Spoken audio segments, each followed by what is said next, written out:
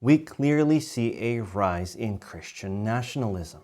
A storm is gathering in the political and religious skies of America, and most people don't even see it coming. But for those who understand Bible prophecy, the signs are unmistakable. The steady rise of Christian nationalism isn't just a cultural phenomenon or a political strategy. It is in fact the prophetic prelude to something far more ominous: the formation of the image of the beast, a church-state union that will ultimately enforce a national Sunday law. What we're witnessing in 2025 is no coincidence. It is a fulfillment of what God revealed through His Word and what His servant Ellen White warned about over a century ago.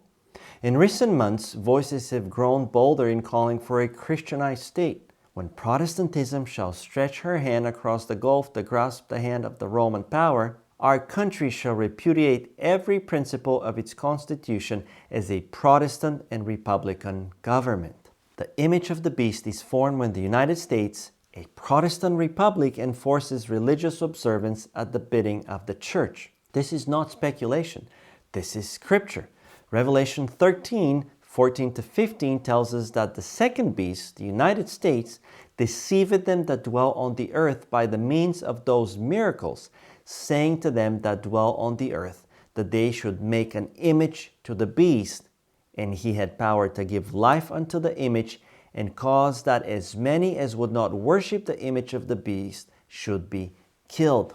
Isn't the image of the beast the very reflection of papal Rome's system, the union of church and state, where the church uses the state to enforce her dogmas?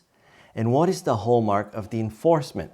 Sunday sacredness. When the leading churches of the United States, uniting upon such points of doctrine as are held by them in common, shall influence the state to enforce their decrees and to sustain their institutions, then Protestant America will have formed an image of the Roman hierarchy, and the infliction of civil penalties upon dissenters will inevitably result. That is exactly what Christian nationalists are now openly promoting. Consider the bold rhetoric of modern advocates like Jared Longshore and Lennox Kalifungwa, both of whom openly reject the idea that law can be morally neutral. In a recent discussion titled "Imposing and Legislating Christian Morality," Longshore ridiculed the idea that Christians should avoid legislating morality. He said, "Freedom won't be found in claiming that you're God. That's really what people want when they say, 'Don't legislate morality.' They want to be Yahweh." The argument is clear. All law is based on some moral standard. The only question is whose morality will rule. Lennox Kalifungwa went even further. In another discussion titled "All Nations Must Be Christian," he declared that a Christian nation means a government where every institution, from law to education to entertainment, bows the knee to Christ. His word is the law of the land, and every institution, family, church, state, recognizes that authority. It was even called for a civil government that studies the law of God and governs accordingly. Let that sink in. These are not fringe voices. These are well-organized, well-funded, and increasingly mainstream Christian voices calling for a theocratic reformation of the United States.